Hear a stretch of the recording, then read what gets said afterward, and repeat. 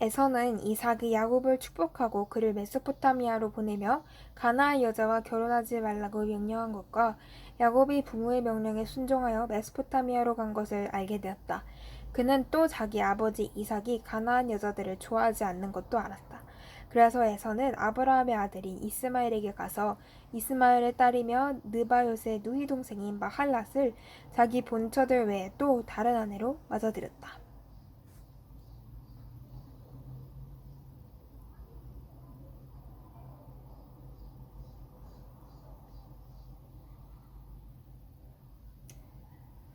야곱은 브엘세바를 떠나 하란을 향해 출발하였다. 그는 도중에 해가 져서 하룻밤을 보내려고 한 곳에 돌을 베고 누웠는데 꿈에 보니 끝이 하늘에 닿은 사닥다리 하나가 땅에 내려오고 있었고 그 위에 하나님의 천사들이 오르락내리락 하고 있었다. 이때 여호와께서 그 위에 서서 말씀하셨다. 나는 너의 할아버지 아브라함과 너의 아버지 이삭의 하나님 여호와이다. 네가 누워있는 이 땅을 내가 너와 네 후손에게 주겠다. 네 후손이 땅의 티끌처럼 많아 동서남북으로 사방 흩어져 살 것이며 세상의 모든 민족이 너와 내 후손을 통해 복을 받을 것이다. 내가 너와 함께하여 네가 어디로 가든지 너를 지킬 것이며 너를 다시 이 땅으로 돌아오게 하겠다. 내가 너에게 약속한 것을 다 이행할 때까지는 너를 떠나지 않을 것이다. 야곱은 잠에서 깨어나 몹시 놀라며 이렇게 말하였다. 여호와께서 분명히 이곳에 계셨는데도 내가 그것을 알지 못하였다니 정말 두려운 곳이구나. 이곳은 바로 하나님의 집이며 하늘의 문이다. 야곱은 아침 일찍 일어나 자기가 베었던 돌을 기념비로 세워 그 위에 기름을 붓고 그곳 이름을 하나님의 집이란 뜻으로 베델이라고 하였다. 그러나 그곳에 있는 성의 본래 이름은 루스였다. 그러고서 야곱은 하나님께 맹세하여 말하였다. 만일 하나님이 나와 함께 하셔서 이 여정에서 나를 지키시고 먹을 양식과 입을 옷을 주셔서 나를 내 고향으로 무사히 돌아가게 하시며 여호와께서 나의 하나님이 되실 것이며 내가 기념비로 세운 이 돌은 하나님의 집이 될 것입니다. 그리고 하나님께서 나에게 주신 모든 것에서 내가 반드시 11조를 드리겠습니다. 야곱이 계속 걸어 동방 사람들의 땅에 도착해보니 들에 우물 하나가 있고 그 주변에 양떼들이 세 곳에 떼를 지어 물을 먹으려고 누워서 기다리고 있었으며 그 우물 아구에는 큰 돌이 엎여 있었다. 그 당시에는 양떼가 다 모이면 목자들이 우물 아구에서 돌을 옮기고 양들에게 물을 먹인 후에 다시 그 우물 아구를 돌을 덮어 두는 것이 상례였다. 그래서 야곱이 그 목자들에게 가서 물었다. 여보시오, 당신들은 어디 사람들입니까? 우리는 하란 사람들입니다. 그러면 나홀의 손자 라반을 아십니까? 예, 알고 있습니다. 그는 잘 있습니까? 예, 잘 있습니다. 저기 보십시오. 그 딸 라헬이 양을 몰고 오고 있습니다. 아직 해가 높이 떠 있고 짐승이 모일 때도 되지 않았으니 양에게 물을 먹이고 초지로 몰고 가서 다시 풀을 먹이시지요.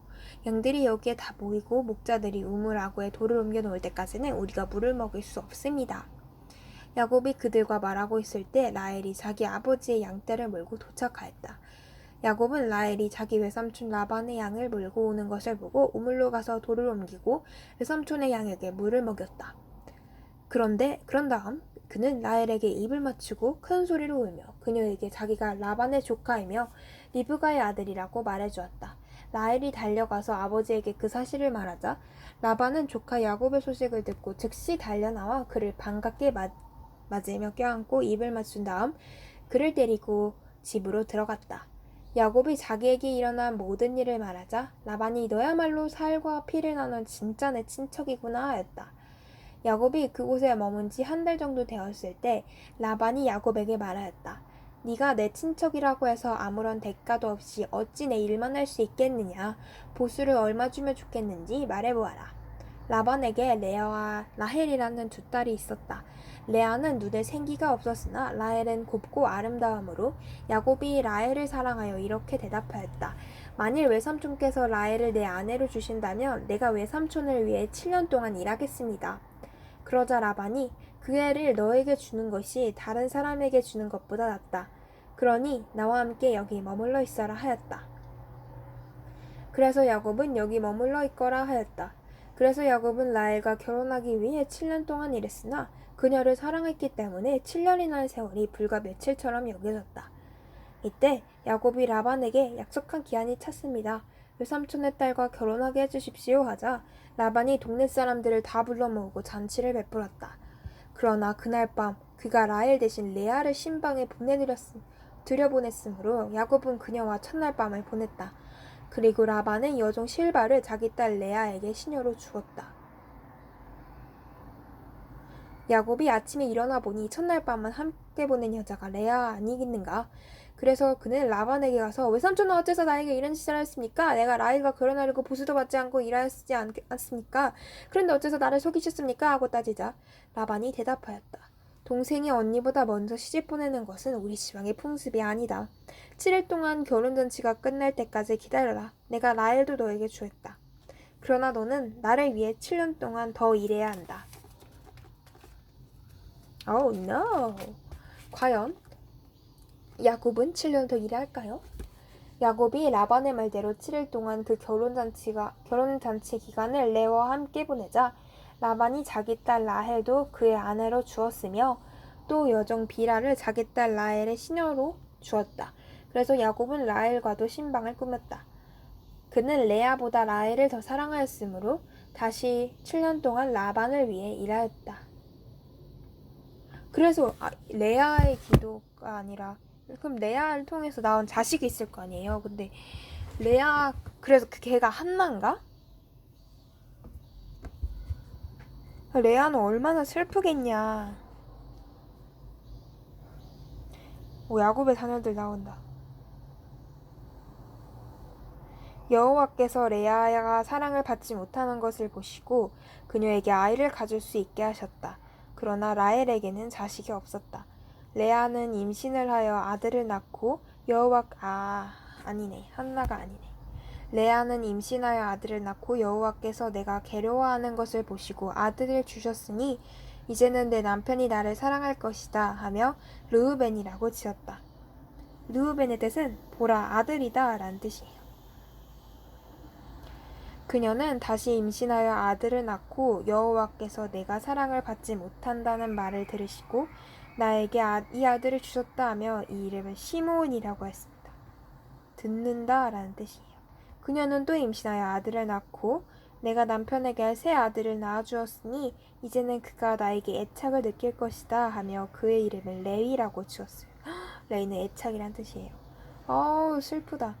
또다시 그녀는 임신하여 아들을 낳고 이번에는 내가 여호와를 찬양하리라 하며 그의 이름을 유다라고 지었다. 찬양한다 란 뜻이에요.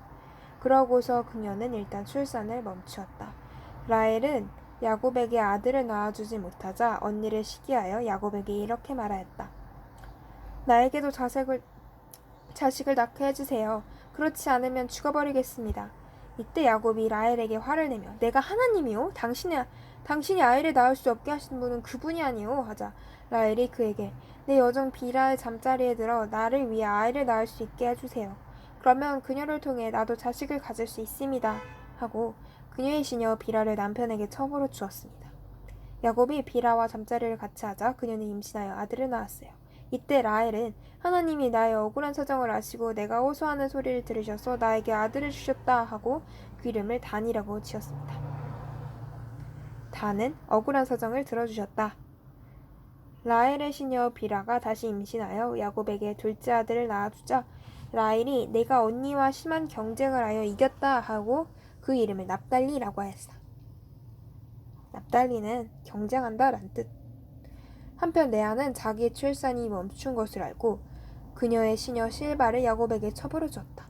실바가 야곱에게 아들을 낳아주자 레아는 운이 좋다 하여 그 이름을 갓이라고 했다. 레아의 시녀 실바가 야곱에게 둘째 아들을 낳아주자 레아는 정말 기쁘구나 여자들이 나를 향해 행복한 여자라고 부를 것이다 하고 그의 이름을 아셀이라고 지었다.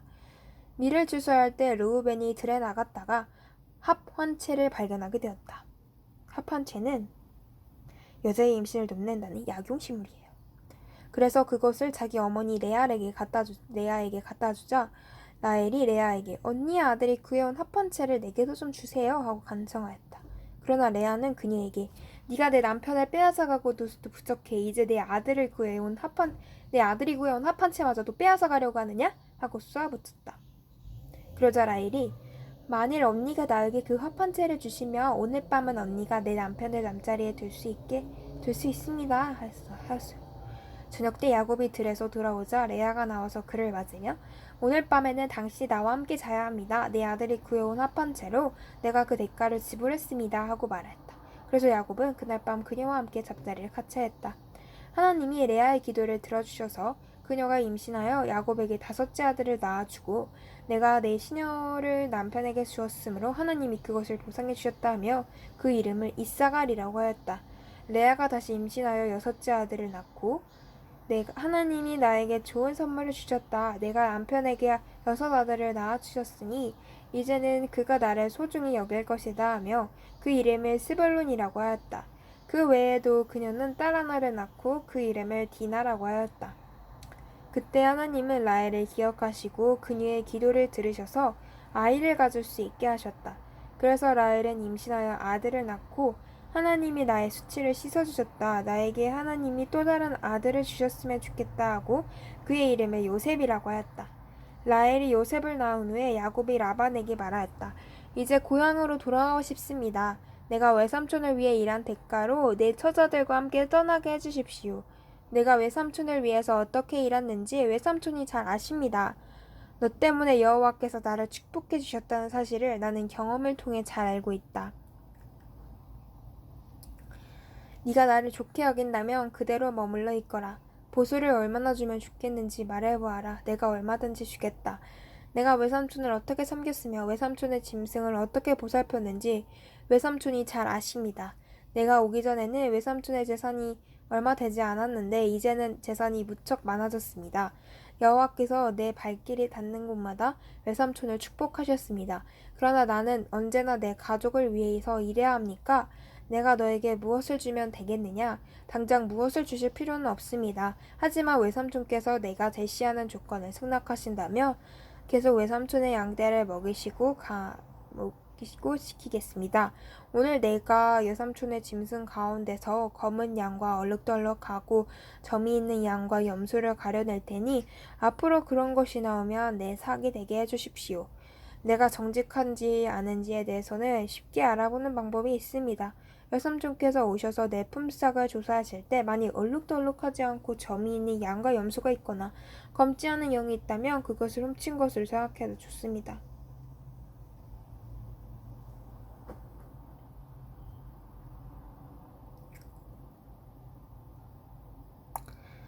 좋다. 네 제안대로 내가 하겠다. 바로 그날 얼룩덜룩한 무늬가 있거나 흰 반점이 있는 염소와 검은 양들을 가려내어 자기 아들들에게 맡기시고 자기 짐승과 야곱의 짐승 사이에 사흘길의 간격을 두었다. 그러고서 야곱은 라반의 남은 양떼를 먹였다. 그러나 야곱은 버드나무와 살구나무와 플라타너스 가지를 꺾어서 흰 줄무늬가 생기도록 여기저기 껍질을 벗겨 그 가지들을 양들의 물구에 두어 양들이 목을 먹을 때마다 정면으로 그 가지들을 볼 수 있게 했다. 응?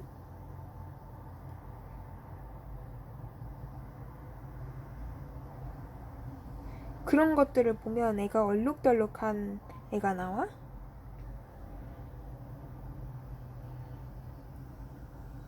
그는 건강한 것이 새끼를 뵐 때에는 그가 양들이 물을 먹는 물구유에 세워 그 가지 곁에서 새끼를 베게 하고 허약한 것이 새끼를 뵐 때에는 그 가지를 물구유에 갖다 오지 않았다. 그러므로 허약한 것은 라반의 것이 되고 건강한 것은 야곱의 것이 되었다. 이렇게 해서 야곱은 순식간에 부자가 되어 많은 남녀 종들을 거느리고 수많은 양과 낙타와 나귀를 소유하게 되었다.